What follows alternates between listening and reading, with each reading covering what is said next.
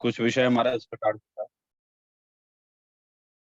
कि जब गाथा 17 से 18, 17-18 गाथा मैंने जब कहा कि भाई जीव राजा की सेवा करनी चाहिए, तो फिर वहां ऐसा प्रश्न किया गया कि भाई ये जीव अज्ञानी कब तक रहेगा। तो उसके लिए आचार्य ने 19 नंबर की गाथा में उत्तर दिया था कि जब तक ये जीव कर्म हूं मैं नौकर्म हूं, अर्थात एकत्व बुद्धि, ममत्व बुद्धि, स्वामित्व बुद्धि ऐसी मानता रहेगा तब तक ये अज्ञानी रहेगा। और ये एक बार ये सारी बुद्धियां छोड़ दे तो फिर वो ज्ञानी हो जाएगा, तो फिर इसको भेद विज्ञान हो जाएगा।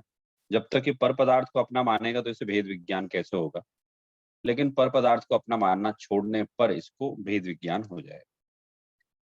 And the remarkable point is there कि कोई भी बाहर में परिवर्तन नहीं होगा। There will be no changes in externally. उसके अंतरंग में ही सारे बदलाव होंगे जो कि किसी को दिखने वाले नहीं। दर्पण का उदाहरण भी आया था कि भाई ये जो अनुभूति है ये क्या बोलते, जीव का ज्ञान है वो अ, पर पदार्थों को देखता जानता है। वैसे ही आप अपने आप को उन पदार्थों रूप मत मानो, आप तो उन पदार्थों से अपने आप को अलग मानो, है ना? तो ऐसा हमारा प्रकरण था। फिर इसके बाद जो कलश चला था हमारा, कथमपि ही लभन्ते भेद विज्ञान मूला मचलितम अनुभूतिम ये स्वातो वान्यतो वा। तो इस पे हमारी चर्चा हमने प्रारंभ की थी कि जैसे भी हो स्वतः अन्य के उपदेशों से भेद ज्ञान मूलक अविचल अनुभूति हुई। गेयों के अगणित प्रतिबिंबों से वे ज्ञानी अरे निरंतर दर्पणवत रहते अविकारी। जैसे भी हो, आप स्वयं समझें या किसी के द्वारा समझाए जाने पर समझें, लेकिन आपका जो मूल टारगेट होना चाहिए, जो पर्पस ऑफ योर लाइफ होना चाहिए, वो होना चाहिए भेद ज्ञान। भेद विज्ञान अर्थात वैसे तो बाहर में देखें तो सारी वस्तुएं हमसे अलग हैं, लेकिन अंतरंग में हमने जिन वस्तुओं को अपना मान रखा है, उन वस्तुओं को अंतरंग में ममत्व तोड़ने वाली बात यहाँ कही गई है कि जैसे भी हो, आप खुद समझें, दूसरों के द्वारा समझाए जाने पर समझें, अध्ययन करें, प्रवचन सुने, उपदेश सुने, लेकिन जैसे भी हो, एनी हाउ, आपको कैसे भी करके भेद विज्ञान करना है।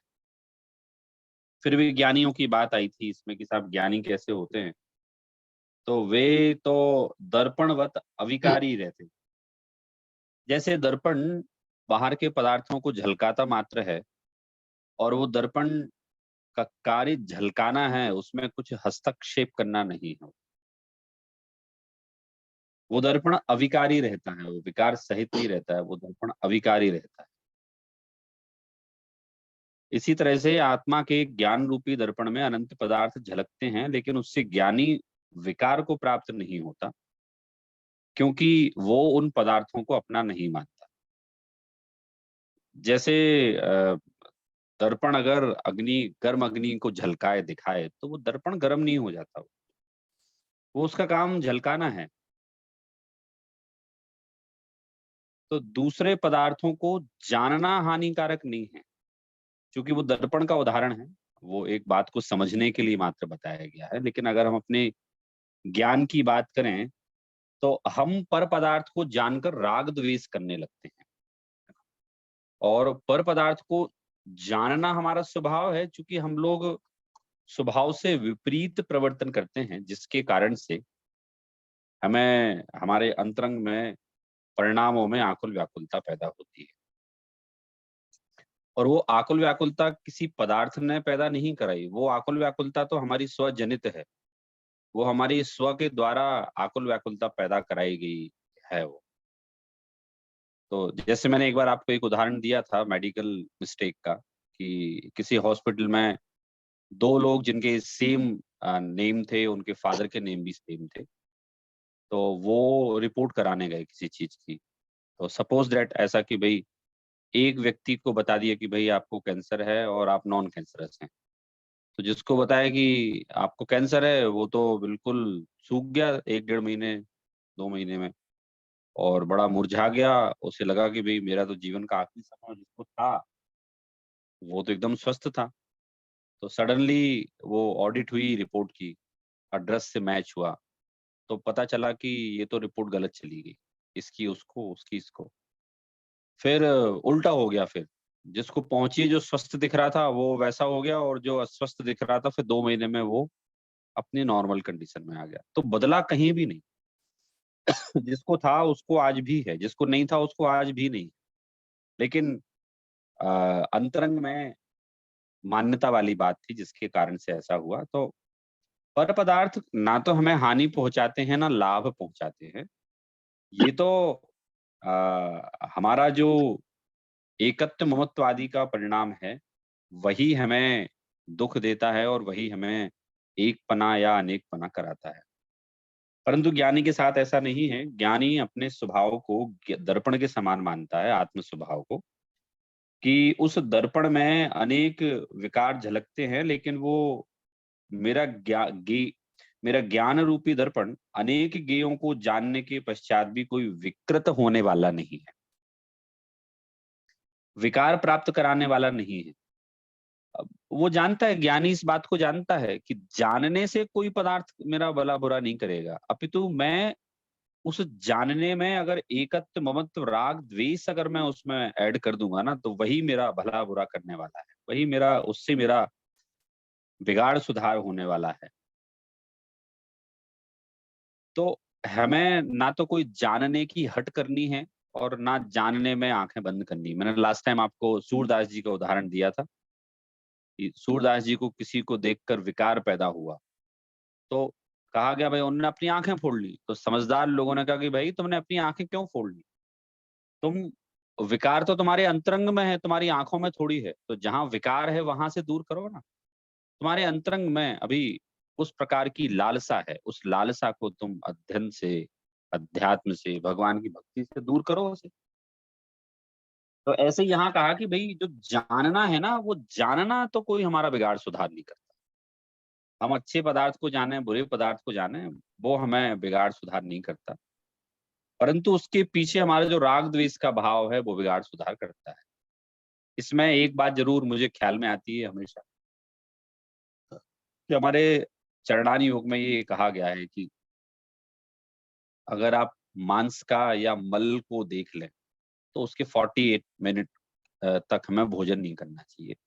मांस का आया स्पेशली, जैसे मुनिराज तो आहार पे जा रहे हों, उनको दिख जाए तो वो तो उनको लौट जाते हैं, वो तो जाते ही नहीं है आहार के लिए, लेकिन श्रावकों के लिए भी ऐसा बताया है। तो बोले जब गे आपने कहा ना कि किसी पदार्थ से द्वेष नहीं करना, यहाँ आचार्य कुंद-कुंद भी कह रहे हैं, द्वेष नहीं कर रहे। करणानी योग का एक सहज नियम है, चरणानी योग का, कि भई जो बाहर में संयम पालन करने का है, वो वैसा होना चाहिए, तो वो कर रहे हैं।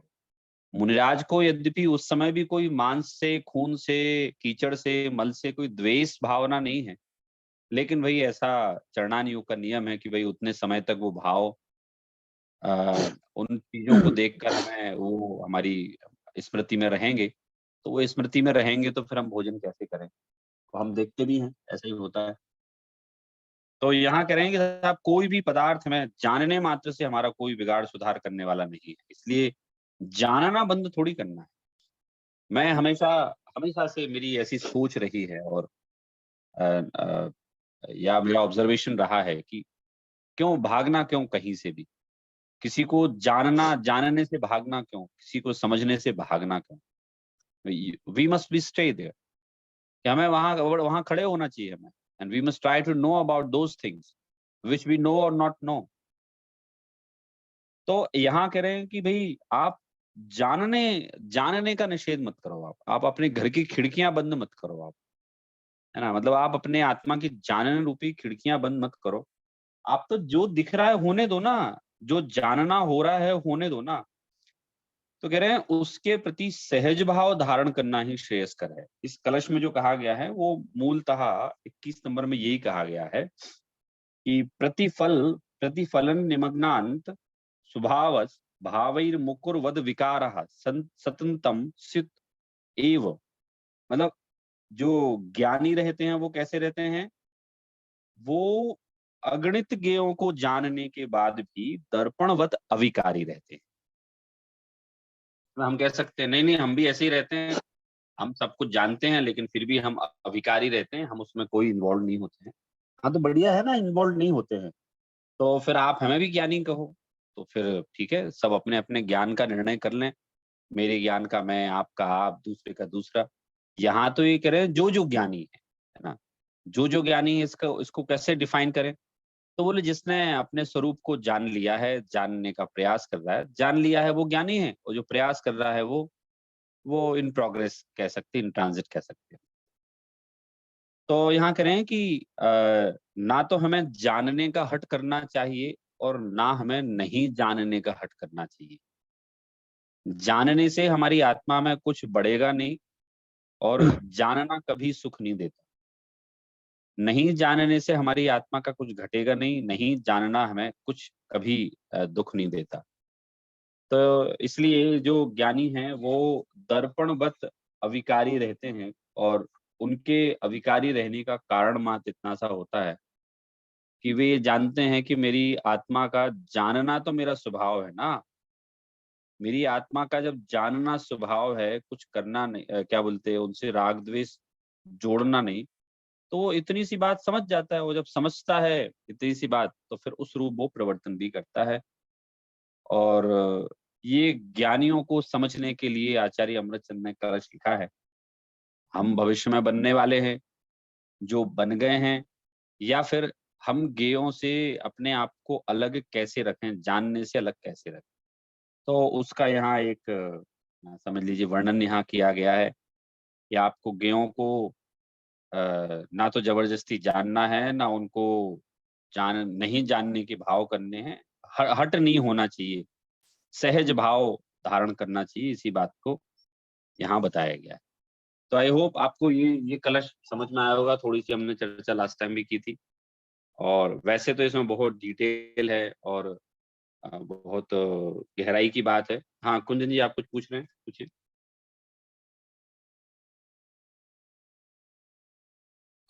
सौरभ जी, जय जैनेन्द्र। हुँ। सौरभ जी, आप स्टार्टिंग में जब ज्वाइन हुए तो मेरा रिकॉर्डिंग, मतलब मैंने आपको कॉल किया था तो मेरा ऑडियो चला गया था, मुझे पता ही नहीं चला बाद में 5 मिनट के बाद। अच्छा ऐसा था क्या? हाँ, मैंने आपको कॉल किया तो जूम ने फिर स्विच नहीं किया, मुझे पता नहीं चला। एनीवेज, इसलिए मैं फिर अगेन, आपने तो मंगलाचरण दिया होगा। सौरभ जी, यहाँ पे कोई एक बात प्रश्न ऐसा होता है कि हम जब गेयो को, मतलब आत्मा का स्वभाव जानने का है तो गेयो को जानने का, लेकिन हम उसमें भी राग द्वेष करते हैं, जैसे कि ये अच्छा है तो उसे जाने, और ये बुरा है तो हम जानने की, मतलब उसे द्वेष भी करते हैं या नहीं भी जानने की अवॉइड भी करते हैं। तो हम जो अवॉइड करने की कोशिश या प्रयास करते हैं वो भी क्या गलत होगा? हाँ, हाँ, यही तो कह रहे हैं कि ज्ञानी कैसा रहता है, सहज भाव से जानता है ना। मतलब ऐसा थोड़ी होता है कि आप अच्छी-अच्छी चीज़ों को तो सहज भाव से जानो, बुरी-बुरी को आप आँखें बंद कर लो। वो तो हमारे मुनिराज होते ना, तो मुनिराज हमारे कोई ग्लानि थोड़ी करते, कीचड़ से, मल से और सोने से प्रेम नहीं करते वो। इसीलिए दौलत राम जी ने लिखा है, हमने पढ़ा था छेड़ालाल जी में कि अरि मित्र महल मशान कंचन कांच निंदन थुति करन अर्घावतारन असी प्रहारन मैं सदा समता धरन। वो सब में ही समता धरते हैं, उनको ना तो कांच का कोई महत्व है, ना उनको हीरे का, ना सोने का, ना शमशान का। तो अब रही हमारी बात, तो हम मतलब बुरी बातों को भी जाने नहीं जाने। देखिए क्या होता है, मैं आपको बहुत सिंप्लीफाई करता हूँ इस चीज को, कि जैसे कोई कहे कि सौरभ जी मतलब ये मतलब हो गया, फिर हम इंटरनेट पे कुछ भी देखते रहे तो चलेगा ना, और हम कहीं भी जाते रहें, कोई भी क्लब जाएं, कहीं भी जाएं, चलेगा ना। हाँ जाओ, आप जाओ, अध्ययन करो, और अध्ययन अगर आपको वो अलाउ करता है, ऐसे आपके भाव आते हैं तो जाओ ना आप। यहाँ कह रहे हैं कि कोई जीव जब अध्ययन करेगा और जब उसको उस अध्ययन में आनंद आएगा, तो आचार्य अमृतचंद कहते हैं अनर्गल प्रवृत्ति ज्ञानियों को मान्य नहीं है, यद्यपि उनको बंध नहीं होता, लेकिन फिर भी अनर्गल प्रवृत्ति मान्य नहीं है। सहज में ही भाव नहीं आने वाले हैं। वैसे हमारे सामने प्रश्न ये है कि हम जबरदस्ती बुरी चीजों को जानना बंद कर दें कि सहज। तो कह रहे हैं जैसे जैसे आपको जिनागम का अध्ययन होगा, सिद्धांतों का ज्ञान होगा, अध्यात्म आपके हृदय में जाएगा, तो सहज में ही आपको ऐसे स्थानों पर जाने का मन नहीं करेगा जहाँ किसी प्रकार से मन कलुषित होता है।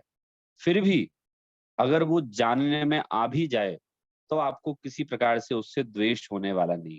क्यों? क्योंकि आपको पता है कि मेरे अंतरंग का जो राग, द्वेष, एकत्व, ममत्व आदि के परिणाम हैं, वही तो मुझे दुःख पहुँचाने वाले हैं। कौन-सा ये पदार्थ पहुँचाने वाला है। सर जी यहाँ क्लियर है? पे सर जी यहाँ पे मतलब जैसे ऐसे एग्जांपल हमारा मतलब हमारा यहाँ पे आता है, जैसे हमारे ऑफिस में कलीग है, वो हंटिंग फिशिंग ऐसे सब चीजें करते हैं, तो अभी बात निकलते निकलते उनसे बातों में वो ऐसी कोई बात चालू कर देते हैं। हम उसकी अनुमोदना तो नहीं करते, लेकिन वो सुन तो लेते ही है। तो तभी मेरे को ऐसा नहीं भाव तो आता सुन है लो ना, कि इसका देखिए, इसका दूसरा पहलू एक कुंदन जी ये भी होता है, बताऊँ मैं आपको। इसका दूसरा पहलू एक ये भी होता है कि ये जितने प्राणी जो बात कर रहे हैं ना कि साहब हम जीवों की हिंसा करते हैं, ये करते हैं, वो करते हैं, तो आप आँख बंद करके अपने पुण्य को धन्यवाद दे सकते हैं कि मैं सहज में ही मेरे हाथ में ऐसी जिनवाणी लग गई जो मुझे कल्याणकारक है। और ये तो कितने बेचारे हैं जिनको जिनको तो वो वाली बात पहुँचना ही महादुर्लभ है। तो वो समझ लो, वो तो दया के पात्र हैं वो तो। और रही बात समझाने वाली बात, तो क्यों समझाना? समझाना नहीं, सबको क्यों समझाना? हमें लगता है जिसको समझाना चाहिए उसको ही समझाएँ, सबको समझाने का सवाल ही पैदा नहीं होता। मैं भी क्या है, जब जॉब करता था उधर ऑफ़िस में, पहले जॉब करता था 5 4-5 साल पहले, तो था वो लोग आपस में बात करते थे, ड्रिंकिंग की बात करते थे, मैं बैठा रहता था, आज चलेंगे वहाँ ये वो। मैं शांति से बैठता था मैं। आगे जाके धीरे-धीरे ऐसा प्रसंग बनने लगा कि वो मेरे से डरने लगे, "अरे! सौरभ जी के सामने बात नहीं करो।" अच्छा, मैंने कुछ बोला नहीं, कुछ नहीं बोला मैंने। वो डरने लगे कि अरे! सौरभ जी के सामने ऐसी बात मत करो। वो नहीं करते थे वो, और जब करते थे तो सहज था मैं। तो वो आप सही कह रहे हैं, ऑफ़िस में अब आपके वहाँ नॉन-वेज के प्रसंग आते होंगे, अब हमारे यहाँ मतलब मेरे तो माहौल में वही था। तो उसमें ठीक है, हाँ, ज़बरदस्ती नहीं जाना हम कि भई बताओ, बताओ, बताओ तुम कैसे करते हो? ये तो सहज क्या है ना, सहज जानने में आ गया वो, आप उसका दूसरा पहलू अपनाओ कि धन्य है मेरे पुण्य को जिसने मुझे आत्म कल्याण के मार्ग पे लगाने के लिए व्यवस्था कर दी सारी। और ये तो बेचारे हैं, ये तो संसार सागर में रुलने वाले हैं। ठीक है कुंदन हाँ जी? सर जी अच्छे से समझ में आया। सर जी अभी जैसे ऐसे भी एक और एक केस हुआ यहाँ पे, एक डेयरी फार्म में 18,000 गायों को भी एक साथ ही जल गई। तो वो भी मतलब जान के हमें 18,000 तो गाय? ऐसे ही लगा।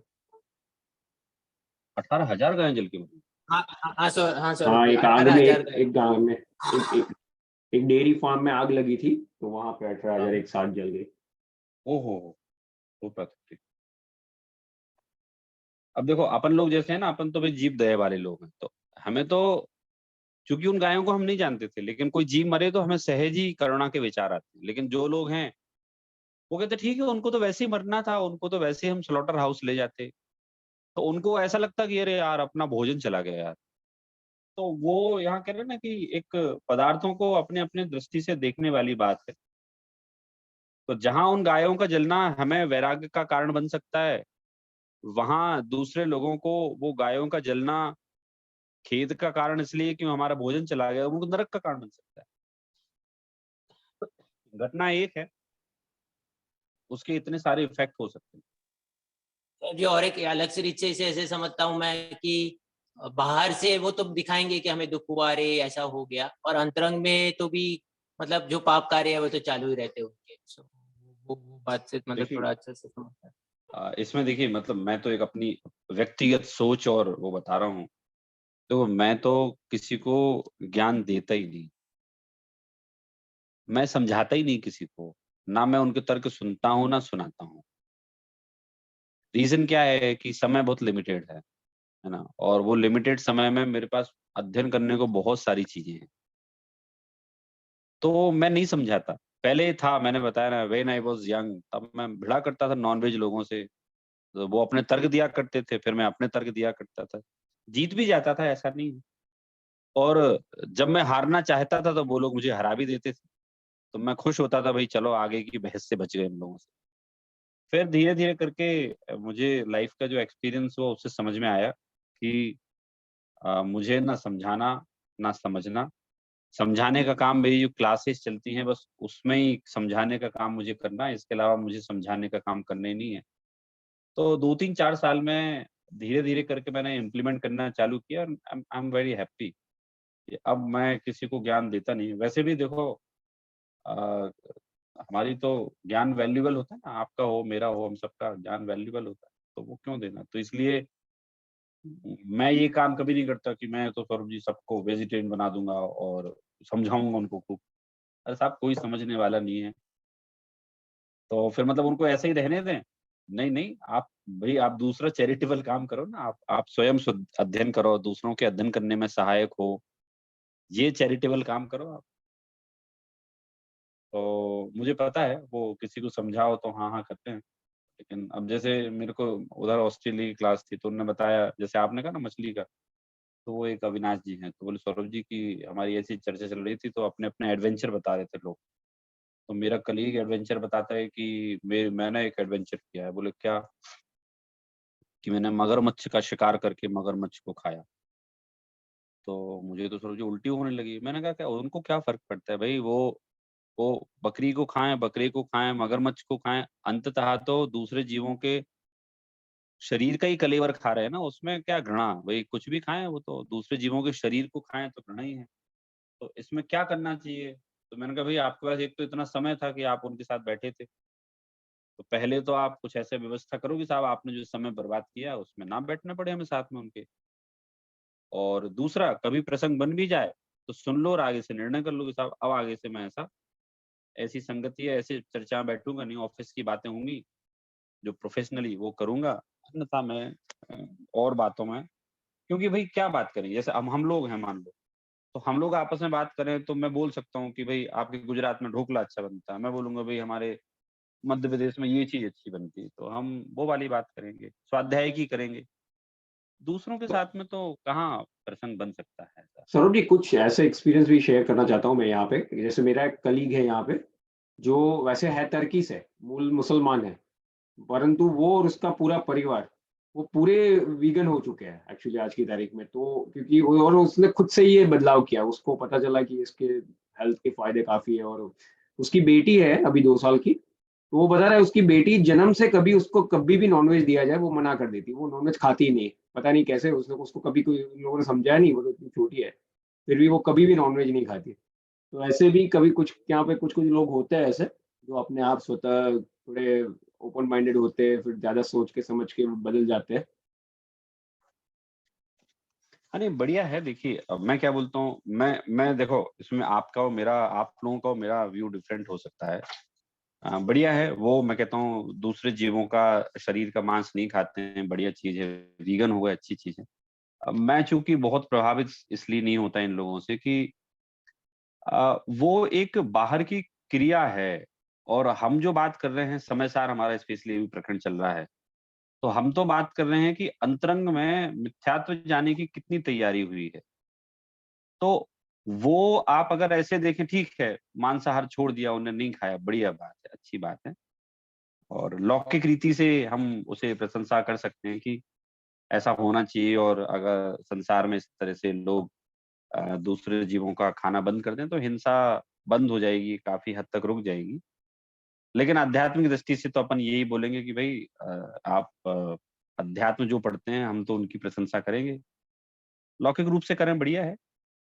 यहाँ भी काफ़ी सारे उदाहरण मेरा एक दोस्त है तो वो बोलता है कि मेरी पूरी फैमिली नॉन-वेज है और मैं वेजिटेरियन हूँ। तो मैं बोलता हूँ भाई मैं तुम्हारी इस कोई बात से प्रभावित नहीं हूँ कि तुम वेजिटेरियन हो और वो तुम्हारी पूरी फैमिली नॉन-वेज है, क्योंकि तुम उसी घर में रहते हो तुम और वो तुम सब वैसा ही उन्हीं बर्तनों को यूज़ करते हो तो इस बात में तुम्हें कोई दम नहीं है।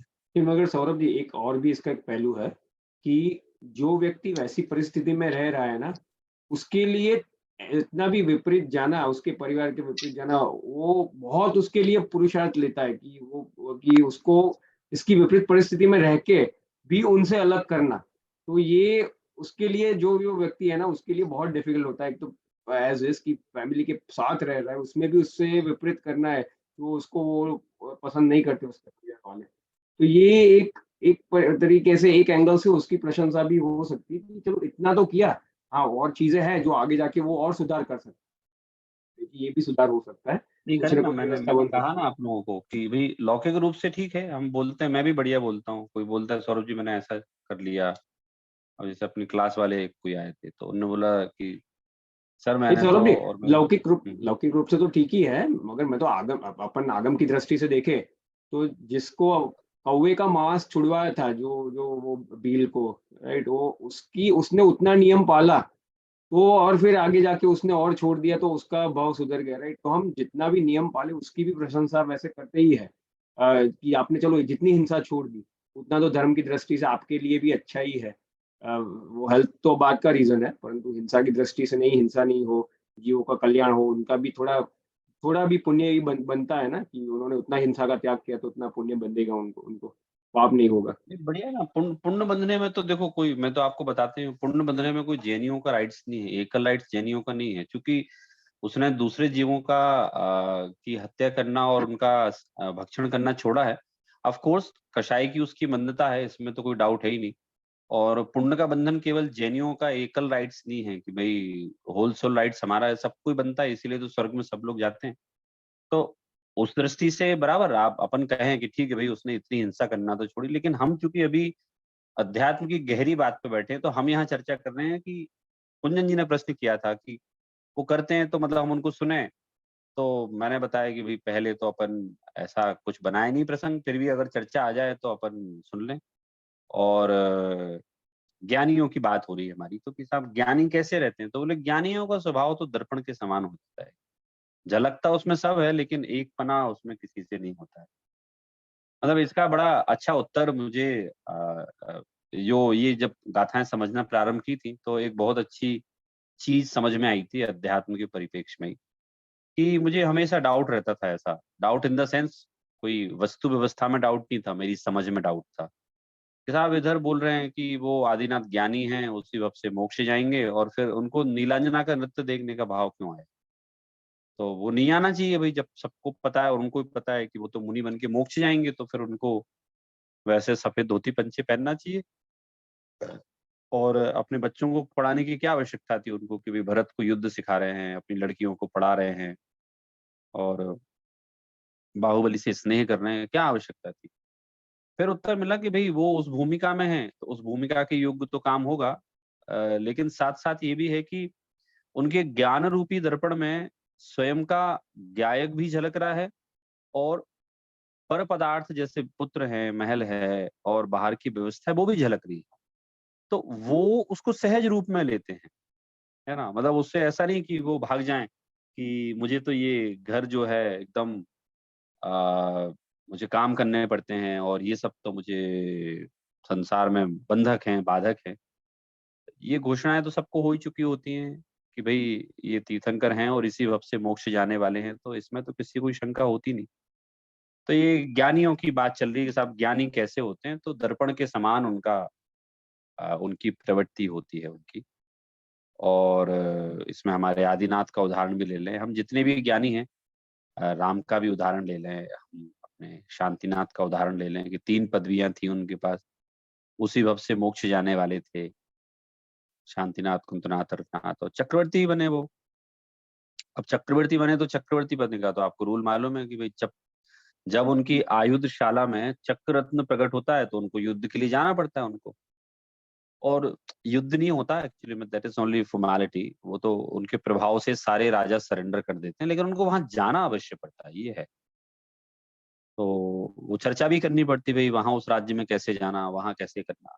तो वो उस चीज को, सारी चीजों को इसी गेय गायक स्वभाव की तरह लेते हैं, करते हुए वो सारी चीजें दिखाई देते हैं, लेकिन किसी भी पदार्थ से उनका अंतरंग से एकत्व ममत्व नहीं होता है, जिसका फल ये होता है कि वो एक झटके में मुनि बन जाते हैं। नहीं तो आप सोचिए कि किसी के पास इतनी लग्जरियस लाइफ हो, इतना पावर हो बॉडी में, और बाहर में इतनी सेना हो, इतनी आयुध हो, मतलब कल्पना से परे जिसकी भोग धन संपत्ति हो, वो एक झटके में कैसे छोड़ सकता है? तो कहा कि भई वो जुड़े ही नहीं थे ना वो। हमें लग रहा था ऐसा कि वो जुड़े हुए थे। वो जुड़े ही हुए नहीं थे वो तो पहले से ही टूटे हुए थे वो तो। तो हमारे लिए आश्चर्य का विषय हो सकता है, उनके लिए वो आश्चर्य का कोई विषय नहीं है। ठीक है? तो इस तरह से इसमें ना तो न जानने का हठ करना, ना ज़बरदस्ती जानने का हठ करना। सहज भाव से जो ज्ञात हो जाए, हो जाने दें, ना हो तो ना होने दें। ऐसा ज्ञानियों का एक विचार रहता है। तो फिर हमारे लिए क्या शिक्षा है? तो हमारे लिए भी यही शिक्षा है ना कि हम भी उसी ओर कदम बढ़ रहे हैं। तो ज्ञानी डज़न्ट मीन कि सडनली सब कुछ अचीव हो जाता है। वो तो इन सारी चीज़ों का अभ्यास ग्रेजुअली करता रहता है, धीरे-धीरे करता रहता है और जब उसको आत्मा का अनुभव हो जाता है तो हम कहने लगते हैं कि भई अब वो ऐसा हो गया है। तो इस कलश में आचार्य ने हमें बहुत अच्छी शिक्षा दी है और ये बताया है कि किस तरह से हम पर पदार्थों के बीच रहकर भी उनसे अलग रह सकते हैं। ज्ञानियों का उदाहरण एक उनने एक आदर्श रूप में प्रस्तुत किया और हमें भी ये बात बता दी कि आप संसार से भाग तो नहीं सकते, ये पक्की बात है। कहाँ जाएँगे आप? मरेंगे तो स्वर्ग जाएँगे, वहाँ से मरेंगे तो नर्क जाएँगे, ट्रेन से जाएँगे, किसी न किसी गति में तो रहेंगे ना और रहेंगे, जानने में भी आएगा। अरे भई जानना बंद तो अरिहंतो सिद्ध अवस्था में भी नहीं होगा कभी। वहाँ भी चलेगा जानना तो अरिहंतो सिद्ध अवस्था में। तो बोले जानना बंद नहीं करना है, हमें तो जानने से होने वाले अपने राग द्वेष के भाव को बंद करना है। ठीक है?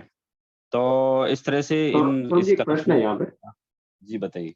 कि ये सब जो चीज़ें होती है जो जिसमें हमारी वैसे भी रुचि नहीं होती है, उसमें तो ठीक है ये समझ में आ जाता है कि हम उसको जानते ही रहे ऐसा पहले तो हम रुचि नहीं करें और उसकी ऐसी कोई चेष्टा नहीं करें कि जिसमें हमारा इन्वॉल्वमेंट हो ऐसे-ऐसे प्रसंग में कि ऐसी फालतू की बातें करनी पड़े। या अगर फिर ऐसा अनायास प्रसंग बन जाए, तो ठीक है हम उसको अपने जान लें कि ठीक है वो हमारी कोई उसमें रुचि नहीं है और फिर राग द्वेष के बिना उसको जान लें। पर जब जैसे कुछ ऐसे भी प्रसंग होते हैं जैसे शास्त्रों में वो जो स्टोरी आती है, जहाँ देव गुरु शास्त्र का कोई वो हो रहा है उसपे उत्सर्ग उपसर्ग हो रहा है। जैसे विष्णु कुमार मुनिराज ने जो अपने संग जो बाकी के मुनिराज थे 700 मुनिराज उन पे उत्सर्ग गाया था या फिर वो जो सूअर वाली कहानी है सूअर और बाघ वाली की जिसमें अब मुनिराज को वो मारने का प्रयास कर रहा है बाघ और वो बचाता है। तो यहाँ पे प्रश्न ये हो सकता है कि बिना वो बचाने के भाव आने यानी द्वेष मुनियों के प्रति यानी देवगुरु शास्त्र के प्रति धर्म के प्रति राग होना और बिना वो जो व्यक्ति उस पे उपसर्ग कर रहा है उस पे द्वेष हुए बिना तो ये कार्य बचाने का हो नहीं सकता सर दूर करने का। तो क्या उस वक्त भी हमें ऐसे ही सोचना चाहिए कि नहीं मैं तो उसको ही जाने रहा हूँ मुझे कोई राग द्वेष नहीं है वो जो होना है उसको होने दे। देखिए ये तो जो ग्रंथों में प्रणीत जी उदाहरण आए हैं ना, ये उदाहरण समझ लो कतिपय उदाहरण आए हैं। अब हमें ऐसी कहानियाँ तो मालूम ही नहीं है ना कि जो मुनिराज को कोई शेर आदि खा गया हो, उन पर उपसर्ग हुआ हो। जो कहानियाँ मालूम हुई वो हुई हैं। तो हम जो पुराणों में भी जो कैरेक्टर पढ़ते हैं कि उनने ऐसा निर्णय लिया, तो वो कैरेक्टर्स का एक पहलू है। कई सारे ऐसे उदाहरण भी आए कि भई उनको समझ लो वो सहज गायक भाव से रहे। फॉर एग्ज़ाम्पल विष्णु कुमार मुंडास की बात हमारी आती है। तो उस समय और भी समर्थशाली आचार्य थे। उनने उस चीज़ को सहज रूप में लिया और विष्णु कुमार को एक धर्मानुराग आया, तो उन्होंने उस पद में वो काम नहीं किया, उस पद की ब गरिमा को बनाकर रखा। क्योंकि छल करना था ना उनको तो फिर उन्होंने वो पद छोड़ दिया उन्होंने। और फिर जब बाद में दीक्षित हुए तो उन्हीं मुनिराजों से दीक्षित जूनियर कहलाए वो। तो उस समय ऐसा भी नहीं था कि सारे मुनिराज जितने जिन-जिन को रिद्धियाँ प्राप्त थी, वो सारे के सारे इकट्ठे हो गए, सबने मुनि पद छोड़ा और उन 700 मुनिराजों की रक्षा करने के लिए चले गए। उनको विष्णु कुमार को विचार आया, तो वो उन्होंने वैसा कर दिया। तो ऐसा ही है इसमें प्रीत जी, चूँकि शिक्षा तो यही है कि भई देवसास गुरु पर संकट आए तो ऑफ़ कोर्स बिल्कुल हमें आगे रहना चाहिए और हमें तन से, मन से, धन से सबसे उसमें लगे रहना चाहिए। और बात आई कि साहब द्वेष करें ना करें, तो इसमें भई आप यूँ समझो कि हम अपने भाव को बिगाड़ने वाले काम क्यों करें? उसमें विष्णु कुमार मुनिराज को उन पर द्वेष नहीं था, किन पर? कोई बली आदि मंत्री पर द्वेष नहीं था, तो उन्होंने मारा नहीं, मारने की सामर्थ्य तो उनमें थी। उनको तो मुनिराजों से अनुराग था, तो बस उनकी रक्षा करके चले गए वो। तो वो उनको एक विचार आया धर्म की रक्षा का, और उसमें दूसरे मुनिराजों को गेय रूप से आया कि भैया जो हो रहा है वो जान रहे थे उसमें।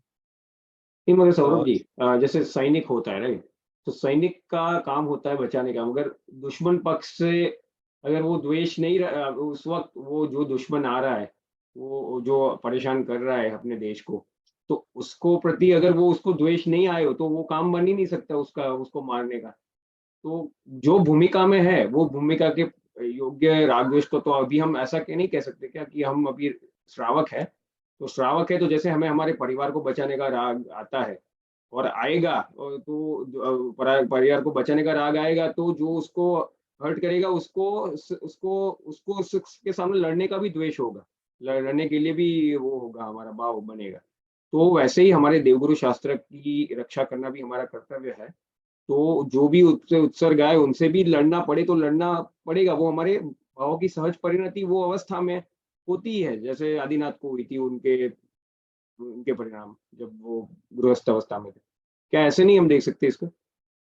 अब ये तो देखिए, समय समय वाली बात है। जिसके पास खूब सारा समय हो तो वो द्वेष पूर्वक लड़ाई करे, जिसके पास समय कम हो वो बिना द्वेष के प्रयास करे, पुरुषार्थ करे। तो मैंने बताया ना, ये तो व्यक्ति व्यक्ति इंडिविजुअली हम उसको अलग अलग कर सकते हैं कि भाई कौन व्यक्ति के किस हिसाब से भाव रहते हैं। जैसे टोडरमल जी ने कहा है मोक्ष और प्रकाशक में, हम पढ़ेंगे छठे अधिकार में। तो उसमें क्या है कि साहब ये आप बोलते हो कि साहब ये देव लोग रक्षा करते हैं साहब मंदिरों की, और हमने तो सुना है कि कई मंदिरों में चोरियां हो जाती हैं, भगवान पर उपसर्ग होते हैं। तो वो लोग कहाँ जाते हैं फिर उस समय? उनको भाव नहीं आते धार्मिक? बोले ऐसा है कि वो उस समय देव अपना अवधि ज्ञान लगाए, अवधि ज्ञान लगाए और फिर अवधि ज्ञान में देख भी ले और उसको विचार आने चाहिए वो धर्म की रक्षा के, तो वो आ जाए बचाने मूर्तियां। और एक देव ऐसा है जिसने अवधि ज्ञान भी लगा लिया, विचार भी आया, लेकिन उसकी सामर्थ्य नहीं है वैसी। तो वो देवों को यद्यपि मंदिर आदि को बचाने के विचार आते हैं, लेकिन ऐसा नहीं है कि हमारे मंदिरों में चोरियां होती नहीं है। और उन चोरों को देव दंड दे ही देते हैं, किन्हीं चोरों को दे भी देते हैं और नहीं देते हैं। तो ये है इसमें कि अब हमारे पास समय कितना है, हमें ऐसा लगता है कि भाई हम तो लड़ के भिड़ के कुछ भी करके, हमें तो जो ये करना है बिल्कुल हम तो करके ही रहेंगे, धर्म की रक्षा करनी है करके ही रहेंगे। तो मैंने ये बताया ना कि भाई समय किसके पास कितना है, उस हिसाब से काम करेंगे। मेरी नीति, जैसे आपने बताया कि हमें साथ द्वेष करना ही पड़ेगा, तो मेरी नीति ये है कि भाई मैं किसी प्रकार से कहीं कोई विवाद नहीं करता, चाहता नहीं। मैं भले ही चुप रह जाऊं, अपनी हार स्वीकार कर लूं, मैं विवाद नहीं करता। मुझे उस रीति में अच्छा लगता है। कुछ भाई अगर ऐसा है कि मान लो मुझे इस रीति में अच्छा लगता हो कि चलो कैसे भी हो, भले ही धर्म की रक्षा के लिए मरना मारना पड़े, तुम तैयार है, तो मैं कहता हूँ वो आपकी रीति है, ये मेरी रीति है, किसी और की डिफरेंट हो सकती है। तो नहीं नहीं सरोज जी, वो मगर धर्म अपना अपना धर्म क्या कहता है इस बारे में? अपनी नीति तो इंडिविजुअल नीतियां सबकी हो सकती है, अपने धर्म में इसमें इसकी क्या शिक्षा दी गई है, कि श्रावक के लिए क्या उपदेश है, तो वो हम जानना चाहते हैं। धर्म की नीति तो यही है ना कि कोई आए आपका मंदिर तोड़े और कुछ करे, और आप में सामर्थ्य हो तो बचाओ, मंदिर तोड़े, मूर्तियां बाहर फेंके, आप लोगों को मारे तो बचाओ। लेकिन अगर हमारे साधर्मियों से आपस में कुछ हो रहा हो तो वो द्वेष, उतनी द्वेष की इंटेंसिटी नहीं होना चाहिए जितने की वहां कहा गया कि साहब उसके लिए मार दो, हाँ मार दो या मर वो जाओ। अलग बात है, जो साधर्मियों में जो होता है वो साधर्मियों अलग में जो बात है। होता है उसमें भयंकर द्वेष की हाँ, इंटेंसिटी, तो फिर नहीं नहीं वो वो अलग बात है। अपराध है, वो तो अपराध कहलाएगा। हम तो यहाँ पे सिचुएशन जो मैंने बताई वो है देवगुरु शास्त्र पे उपसर्ग वाली सिचुएशन है, हाँ, तो उसकी वो तो वो मरने मारने वाली बात है, तो वो तो आए ही है ना कि एक सम्यदृष्टि श्रावक की अगर कोई मंदिर जी की प्रतिमा तोड़े, मंदिर जी को तोड़े, साधर्मियों को मारे, मार डालने का प्रयास करे, तो वो करे। और साथ साथ में फिर हमारे ध्यानत राय जी ने अपनी उसमें क्षमा धर्म की और पूजन में भी कहा है कि भाई क्षमा किसे कहते हैं कि घर तय बिदारे तन बिदारे बैर जो न तहां धरे। तो बैर नहीं रखे। और एक रक्षा की बात भी है, चंडानी में साहब अपने देवशास्त्र गुरु को कोई मार रहा हो, है ना, मंदिर तोड़ रहा हो, मूर्तियां फेंक रहा हो, और हम में सामर्थ्य है बचाने की, तो बराबर बचाएं। लेकिन अगर आपस में हमारे साधर्मियों के प्रति हमारा कोई मन भेद है या मतभेद है, जो भी है, तो वहां हम उस चीज को अप्लाई कर दें तो दैट इज रॉन्ग। हाँ, नहीं, वो बात तो आपने सही बताई। वहाँ पे तो ठीक है, हम एक्सचेंज कर सकते हैं व्यूज़ एक-दूसरे के साथ। वही वही तक होना चाहिए और ज़्यादा उसमें ज़्यादा नहीं होना चाहिए। देखिए मेरे जी, हमारे पता है हमारे पूर्वजों ने कितनी समझदारी का काम किया। अभी मैं पीएचडी कर रहा हूँ तो बहुत सारी चीज़ें पढ़ने में आती हैं, बहुत सारी। तो क्या किया जब मैंने एक इरा देखा, मतलब मैं थीसिस में मैंने हिस्ट्री ऑफ जैनिज़्म लिखी। तो बहुत सारी तो ऐसे ही पढ़ने में आती है, कोई काम में नहीं आती, लेकिन फिर भी पढ़ी। तो वो उसमें ऐसे आई कि साहब इसमें वो एक काल ऐसा आया था जब हमारे मंदिर टूट ही टूट रहे थे। तो अभी हमारा काल ऐसा है कि मंदिर बन ही बन रहे हैं। एक काल ऐसा था हमारे मंदिर टूट ही टूट रहे थे और बहुत सारी जगह हमारे जैनियों ने बचाने के लिए प्राण के दाँव भी लगाए कि भई मरना स्वीकार है, मंदिर टूटना नहीं। लेकिन कुछ माहौल ऐसा बन गया था कि अब मंदिरों को बचाना, आप सारे जैनी भी मर जाओ ना तो पॉसिबल ही नहीं था बचाना। रीज़न क्या था कि साहब जो मुगल शासक थे ना, उनकी सेना में 3-3 लाख सैनिक। एक बार एक मंदिर पे कोई अटैक करें तो सीधे 20,000 सैनिक आएँ और वो ट्रेन्ड और हथियार लेकर। अब वो तो पूरी जैन समाज खत्म हो जाए ऐसे। तो पहले जहाँ तक बचाया, बचाया। फिर उन्होंने सहज भाव से मान लो मंदिरों को टूटने दिया। लेकिन उन्होंने एक पॉज़िटिव पॉइंट क्या निकाला? तुम एक तोड़ोगे हम 100 बनाएँगे। तो उसका कारण है, मतलब उसका रिज़ल्ट है कि जितने मंदिर पूर्व में तोड़े गए थे ना, आज अगर आप काउंटिंग करेंगे ना तो हमारे जैनियों के मंदिर अब उससे कई गुना ज़्यादा हो गए।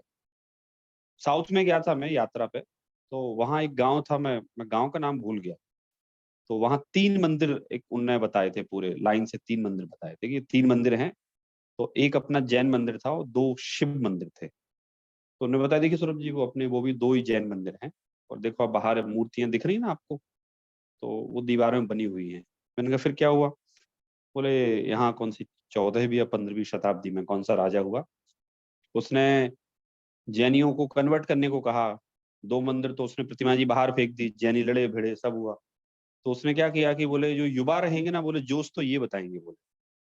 वृद्ध में और बालक में और स्त्रियों में तो क्या दम बोले। तो उसने 12,000 युवाओं को ऐसे नील डाउन करके पीछे हाथ बाँध के बिठाला और पहिए में तलवार लगाकर और रथ चलवा दिया। तो वो मतलब असैसिनेशन का ऐसा पहले राजा लोग ऐसे अत्याचार करते थे। 12,000 युवाओं को मार डाला। अब भई क्या करें भई, वो तो तोड़े जा रहे थे मंदिर और हमारे जैनी युवा समझ लो वहाँ मारे भी बहुत मात्रा में जा रहे थे। धीरे-धीरे करके उनकी जब कषाय बहुत भयंकर बढ़ती गई, तोड़ते-तोड़ते जब वो थक गए समझ लो, अपने आप सब शांत हुआ, शासन बदले और फिर से हमारे मंदिर का कंस्ट्रक्शन चालू हुआ। उस समय थोड़ा धीमा था, अभी लेकिन आज़ादी के बाद इवन आज़ादी के पहले ही हो गया था चालू हमारा। तो फिर धीरे-धीरे करके हमारे मंदिर बने और आज ये अवस्था है कि पहले से ज़्यादा मंदिर हैं। तो उस समय हमारे पूर्वजों ने ये देखा कि भैया हम तो सभी मर जाएँगे, ये तो इतने ज़्यादा लोग हैं कि ये तो हम सबको ही मार डालेंगे। तुगलक तो पूरे दिल्ली से जैनियों को ही खत्म कर देता, क्योंकि उसे तो इसमें भी प्रॉब्लम थी कि ये रात को क्यों नहीं खाते। तो हमारे जैनी तो बेचारे रातों-रात छोड़ के भग गए लड़ने की जगह, भैया चलो, सब छोड़-छाड़ के भाग गए। तो मतलब उसमें ऐसा एक व्यू है कि वैसे तो देवसास गुरु को कोई संकट आए, मारे, कुछ करे, तो विधान तो वैसा ही है। लेकिन हमारे पूर्वजों ने उस समय एक ये भी निर्णय लिया, काफ़ी सारे ऐसे प्रमाण भी मिलते हैं। मैंने बताया था समैया जो पंथ है हमारे दिगंबरों में, तो वो लोग प्रतिमा हम लोगों ने जो तलघरों में रखी थी, तो सबने उठा ली, लेकिन उन लोगों ने नहीं उठाई। तो उन लोगों ने ऐसा माना साहब हम तो अमूर्ति पूजक हैं, हम तो मूर्ति पूजते ही नहीं है। मूर्तियाँ भी हम लोगों ने अपने हृदय पे पत्थर रख के मूर्तियाँ तलघरों में विसर्जित कर दी, ज़मीन में गाड़ दी कि भैया भविष्य में किसी को मिलेंगी।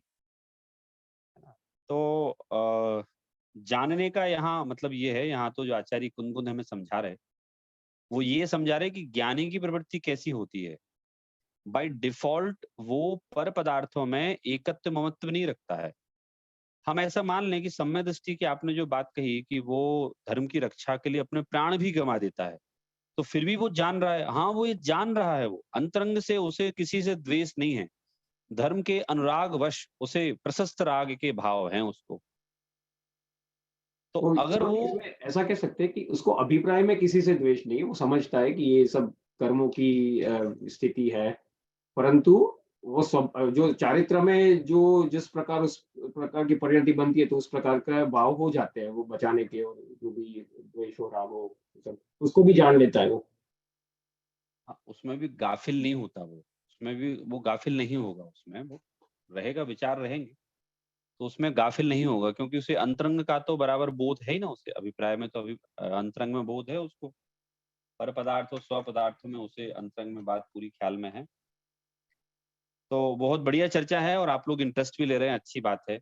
बाकी ये चर्चा एकदम समझ लीजिए हमारे मन को क्लियर कर देने वाली है। कैसी क्लियर कर देने वाली है कि भाई अगर हम पर पदार्थों को जानकर राग द्वेष करते रहेंगे तो हमारी तो आकुल व्याकुलता का कहीं अंत ही नहीं होगा, कुछ नहीं होने वाला। जैसे क्या बोलते, आदिनाथ का बताया मैंने, भाई आदिनाथ तो उनके हाथ में तो कितनी बड़ी व्यवस्था सौंपी गई थी राजा आदिनाथ के हाथ में, कि काल खत्म हुआ तीसरा और चौथे काल में उनको तुम अस्सी भी सिखाओ, मशी सिखाओ, कृषि सिखाओ, सब सिखाओ। अब वो सोचे यार कि यार ये तो मुझे हिंसा का काम सिखाना पड़ रहा है, कृषि तो हिंसा होती है, विद्या शिल्प वाणिज्य सब सिखाओ। तो उनने उस अवस्था को भी जाना, है ना, और अपने मुनि अवस्था को भी जाना। तो यहाँ जो इस कलश में जो तात्पर्य निकलता है वो यही निकलता है कि भाई ना तो हमें पर को जबरदस्ती जानने की हट करना चाहिए, ना तो नहीं जानने की। सूरदास जी ने नहीं जानने की हट की, इसलिए वो अंधे हो गए। कुछ लोग पर पदार्थों को जानने की हट करते हैं तो पूरा विश्व भ्रमण कर लेते हैं, वो करोड़ों रुपए खर्च कर देते हैं उस पे, और उसके बाद ही वो खुश नहीं होते, है ना। मुझे मिलते हैं कुछ लोग, सौरभ जी हमने करीब करीब बस 2-4 देश और बचे हैं, हमने सब घूम लिया। तो मैंने कहा सुखी हो गए आप, मजा आ गया होगा आपको। उस समय लगता था, लेकिन अभी तो ऐसा लग रहा है कुछ मिसिंग है। तो मैंने कहा वो मिसिंग आपका कभी खत्म भी नहीं हो पाएगा, क्योंकि जिन पर पदार्थों से हम सुख खोजने का प्रयास कर रहे हैं, जब वो पर पदार्थ हमें मिल जाते हैं ना, तो हम वहां वो सुख मिलता नहीं है, तो हम फिर दुखी हो जाते हैं कि यार मैं तो इसमें सुख खोजने आया था, ये तो मिला ही नहीं, ये तो गड़बड़ हो गई, ये तो मेरा दांव उल्टा हो गया, जिन पदार्थों से सुख चाहिए था वो मिला ही नहीं। तो यहाँ कह रहे हैं कि वो ज्ञानी अगर पूरा विश्व भ्रमण कर ले सहज में, तो वो उसको खुशी का कारण नहीं मानता, बोलता ठीक है भाई, कंपनी मेरी कंपनी ने मुझे हर साल 2-3 कंट्री घूमने को देती है, और मैंने 20-25-30 साल में ऐसे करके घुमा दिया मेरी कंपनी ने पूरी देशों को, बढ़िया बात है उसमें। तो वो सुख का कारण उसको नहीं मानने का। लेकिन एक मिथ्या दृष्टि क्या होता है, मिथ्या दृष्टि पर पदार्थों की उपस्थिति अनुपस्थिति में ऐसा मानता है कि इससे ही मुझे सुख होगा और इससे दुख होगा। जैसे वो एप्पल का फोन लॉन्च होता है ना, तो मुझे नहीं लगता कि आप लोगों में से कोई इस टेंडेंसी वाला होगा। जब नया फोन लॉन्च होता है तो उसमें क्या करते हैं लोग कि वो 4 बजे से लाइन में लग जाते हैं, मतलब भारत में तो लग जाते हैं, आपके यहाँ का पता नहीं मुझे। तो क्यों साहब, हम फर्स्ट बायर बनना चाहते हैं, हम सबसे पहले बायर बनेंगे इस वर्जन के। क्यों? उससे मुझे खुशी मिलेगी। अब साहब आपने खरीद लिया पहले वायर, आप 2 बजे से 4 बजे से लाइन में लग गए, मिल गया आपको, खुश हो गए? नहीं, वो तो नहीं हुए, क्योंकि एप्पल ने तो 15 दिन बाद फिर घोषणा कर दी हम इसका सेकंड वर्जन ला रहे हैं। तो ज्ञानी ऐसे जबरदस्ती वो एप्पल के फोन में सबसे पहला वर्जन खरीदूंगा उससे मुझे सुखी होऊंगा ऐसा नहीं करता वो उसे सहज में, ठीक है साहब नया वर्जन आया और किसी ने कहा कि साहब मैं यूएस से आ रहा हूँ और आपके यहाँ से पहले हमारे यहाँ लॉन्च हो गया था, मैं आपके ला रहा हूँ, ले आऊँ? हाँ ले आओ, कोई बात नहीं, बढ़िया है, अच्छा ले आओ। तो फिर उससे बहुत खुश हो जाएंगे अंतरंग में। हाँ खुशी तो होगी, लेकिन इस रूप में नहीं होगी कि भाई वो मेरे सुख का कारण है। ज्ञानी ऐसा बोले, ठीक है। अज्ञानी ऐसा बोलेगा कि अगर ये पदार्थ ना मिला तो क्या है, तो फिर तो मेरी खुशी का कोई कारण नहीं रहा। तो ये जो सिद्धांत है ज्ञेय गायक का और ज्ञानी की जो प्रवृत्ति हम लोग पढ़ रहे हैं ना, ये बहुत इंपॉर्टेंट है। इंपॉर्टेंट इस रूप में है कि हमें आगे जाके उसी अवस्था को धारण करना है ना, तो हमें जानना पड़ेगा। मैं अब बार बार आप लोगों को एक बात ध्यान दिलाता हूँ, रात्रि भोजन छोड़ना, आलू छोड़ना, शाकाहारी होना, इवन मंदिर जाना, ये जैन धर्म नहीं है। ये तो जैनियों के सामान्य कर्तव्य हैं, श्रावक के कर्तव्य हैं। रात्रि भोजन नहीं करना, आलू नहीं खाना, मंदिर जाना सामान्य कर्तव्य हैं। मूल रूप में जिनागम तो हम ये पढ़ रहे हैं ना, ये है जिनागम, जो कि हमें परमानेंट पीस की तरफ ले जाता है, स्थायी सुख का मार्ग बताता है। कैसे हमें अपने जीवन में होने वाले राग द्वेष को सहज रूप से गेय गायक भाव से रूप से लेना चाहिए, वो बताता है। नहीं तो अशांति प्राप्त करने के तो हमारे पास सैकड़ों साधन हैं।